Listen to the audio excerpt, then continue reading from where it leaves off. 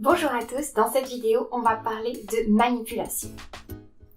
Alors, qu'est-ce qu'on entend par manipulation? Déjà, on va pas parler de manipulation consciente. Toutes les manipulations conscientes renvoient plutôt à des problèmes psychologiques ou psychiatriques qui sont beaucoup plus délicats à traiter. On va pas non plus parler de manipulation de masse parce que ça renvoie plutôt à la politique. On va parler des manipulations de tous les jours, des petites manipulations inconscientes. Ces manipulations inconscientes, c'est le docteur Karpman qui les a théorisées dans un triangle qui porte son nom, qui s'appelle donc le triangle de Karpman, qu'il a appelé lui le triangle dramatique. Alors de quoi parle-t-on quand on parle de triangle de Karpman? Eh bien on parle d'un jeu de manipulation. Un jeu de manipulation entre trois acteurs, trois rôles, si on peut dire, une victime, un sauveur et un persécuteur, qu'on appelle aussi bourreau. Tour à tour, les trois acteurs vont échanger leur rôle, passant de la victime au sauveur, du sauveur au persécuteur et du persécuteur à la victime. Le concept important à retenir dans la triangulation de Karpman est le mot « jeu ». En effet, chacun des acteurs joue un rôle, n'est pas réellement une victime, réellement un sauveur ou réellement un persécuteur. Je préfère préciser parce que beaucoup de gens confondent la triangulation de Karpman avec des crimes ou des délits, en tout cas des comportements qui relèvent de la justice et du code pénal. Ça n'a rien à voir. Là, on parle bien d'un jeu de manipulation, c'est-à-dire que les acteurs endossent un rôle afin d'obtenir quelque chose. Puisque c'est un jeu, il y a un maître. Le maître du jeu n'est pas le persécuteur, contrairement à ce qu'on pourrait croire, mais la victime. C'est la victime qui donne le coup d'envoi du jeu. Alors la victime, si on dresse son portrait, la victime s'identifie complètement à sa partie lumineuse et à toutes les qualités qui sont dans sa partie consciente. C'est-à-dire qu'elle va s'identifier principalement au don d'elle-même, à la compassion, à la gentillesse, à la douceur, bref, à toutes les bonnes qualités qui font d'elle une bonne personne qui ne mérite pas d'être maltraitée ou d'être persécutée. Comme la victime n'a rien à se reprocher, qu'elle est parée de toutes les qualités humaines, elle attire à elle, pour la sauver, un sauveur. Le sauveur, lui, est un justicier. Ce qu'il veut, c'est défendre la victime contre le persécuteur. Et lui aussi, il s'identifie complètement à la lumière et à toutes les bonnes qualités des héros. Pour que la victime puisse jouer son rôle correctement et attirer l'attention du sauveur, elle a besoin d'un persécuteur ou d'un bourreau. Alors, comment repérer qu'on est en présence d'une triangulation dramatique? D'abord, la plainte. La victime va vouloir se plaindre pour attirer l'attention du sauveur. Soyons honnêtes, une personne saine d'esprit, une personne qui est bien dans sa peau, n'a pas besoin de se plaindre inutilement de quelque chose de mal qu'on lui aurait fait. En effet, quand une personne est responsable d'elle-même, elle sait qu'elle a une part de responsabilité dans ce qui lui arrive et ne la nie pas. Toutes les personnes qui écrivent un post en disant « Aujourd'hui, je me sens trop mal. Aujourd'hui, c'est l'horreur. » sans expliquer pourquoi, elle ne cherche pas vraiment à partager comment elle se sent. Tout ce qu'elle veut, c'est envoyer un message de détresse sur votre fil d'actualité afin qu'un sauveur rentre en contact avec elle. Et le sauveur rentre en contact avec la victime. Vous voyez, à ce stade-là, la victime a trouvé son sauveur, mais on ne sait même pas qui est le persécuteur. Peut-être n'y en a-t-il même pas. Parfois, le persécuteur, ça peut être la société, une maladie, la dépression, la paperasse, mais parfois le persécuteur est une personne et on le repère à son agressivité. En effet, le persécuteur, lui, son rôle, c'est de libérer ses pulsions agressives sur la victime. C'est parce qu'il ne sait pas gérer son émotivité et son agressivité qu'il a besoin de victimes et de sauveurs pour pouvoir vocaliser et sortir tout ça. Voilà son but à lui pour être dans la triangulation. Le but inconscient de la victime n'est bien évidemment pas de souffrir. Ce qu'elle cherche, c'est attirer l'attention pour être appréciée et aimée.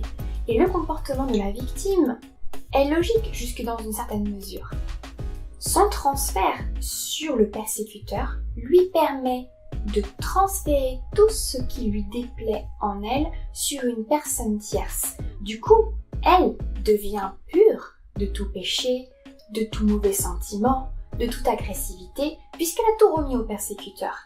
Du coup, elle est parfaite et est digne d'être aimée. C'est ce qu'elle cherche.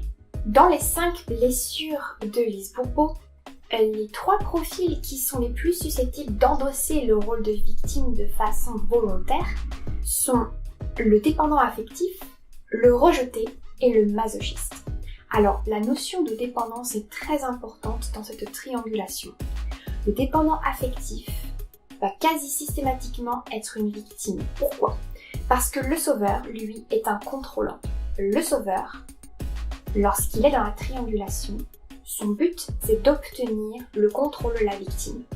Si on reconnaît la victime à la déresponsabilisation, à la plainte et à la dépendance affective, on reconnaît le sauveur à l'orgueil spirituel et au sentiment de toute puissance. En effet, le sauveur vient pour vous sauver, pour vous aider, même quand vous n'avez rien demandé. Il sait tout mieux que vous, il est plus fort que vous, il est plus mature que vous, il sait ce qui va vous arriver si vous ne l'écoutez pas. Bref, il est imbuvable. Et fait intéressant, le sauveur devient souvent le persécuteur de la victime si la victime refuse son aide. Ce qui caractérise avant tout le persécuteur, c'est la tyrannie, le despotisme, la négation de l'autre, la négation de ses sentiments, la négation de ce qu'il est. Ce sont ces personnes qui choquent les autres, qui les rabaissent, qui les humilient, afin que les personnes visées se sentent faibles, démunies et acceptent finalement de tomber sous le contrôle de quelqu'un. Le persécuteur peut devenir victime. Et alors là, on rentre presque dans les techniques de gaslighting. Si vous ne connaissez pas le gaslight, c'est une technique qui joue sur la dissonance cognitive. Donc en fait, elle va vous faire douter de la réalité de ce que vous avez vu, entendu ou ressenti. Ainsi, un persécuteur qui veut endosser le rôle de victime va vous faire croire qu'en réalité, vos accusations qui sont justifiées, puisque vous êtes victime d'une de ces persécutions, cette accusation justifiée est en fait injustifiée. Parce que c'est vous le responsable. C'est vous qui n'avez pas bien fait quelque chose, qui ne vous êtes pas bien exprimé, ou qui n'avez pas dit votre ressenti au moment où il fallait. Bref, c'est vous le fautif. Donc c'est vous, le persécuteur, du persécuteur, qui en fait est votre victime. Donc en résumé, tout en haut de triangle, vous avez la victime. C'est elle qui mène le jeu. Elle attire à elle un sauveur. Le sauveur, lui, cherche à contrôler la victime. La victime accepte de se laisser contrôler parce que elle a l'impression qu'ainsi, elle pourra être aimée. Le sauveur cherche à contrôler la victime et pour contrôler la victime, il doit la défendre. La défendre contre qui ? Contre le persécuteur. Le persécuteur, quel est son but pour faire partie de ce triangle ? Son but, c'est de libérer ses pulsions agressives parce qu'il ne sait pas les gérer lui-même. Donc quand vous êtes en interaction avec des gens, faites très attention aux signes.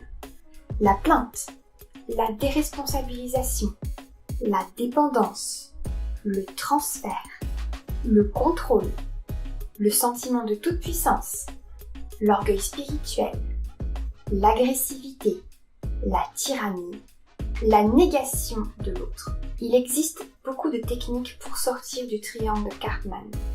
Mais le meilleur moyen d'échapper à cette triangulation est avant tout de ne pas rentrer dans le jeu. Donc vous pouvez bloquer les personnes qui participent à ce jeu malsain. Vous pouvez également travailler à développer des qualités qui vous permettront de ne pas tomber dans le triangle, c'est-à-dire l'humilité, la tolérance et la bienveillance. Un dernier mot sur ce triangle, tout le monde, à un moment donné, l'a pratiqué ou le pratique. Si vous pensez ne jamais l'avoir pratiqué, c'est simplement que vous êtes dans le déni total. si vous pensez le pratiquer ou l'avoir pratiqué un jour de votre vie, vous êtes tout simplement humain. Maintenant que vous êtes conscient de ce processus, il est temps d'en sortir. Si vous avez aimé cette vidéo ou qu'elle vous a été utile, n'hésitez surtout pas à la liker et à la partager au maximum. Si le sujet du triangle de Karpman vous intéresse, sachez que j'ai écrit une série d'articles disponibles sur le blog collaboratif Suivez votre étoile. Si vous rejoignez la page Facebook Un Psy Monde, vous pourrez avoir les actualités du blog ainsi que de cette chaîne YouTube. N'hésitez surtout pas à la liker afin de pouvoir interagir avec moi et de me faire part de vos suggestions et de vos attentes. J'y répondrai avec grand plaisir. N'hésitez pas à vous abonner à cette chaîne YouTube car de nouvelles vidéos arrivent très rapidement.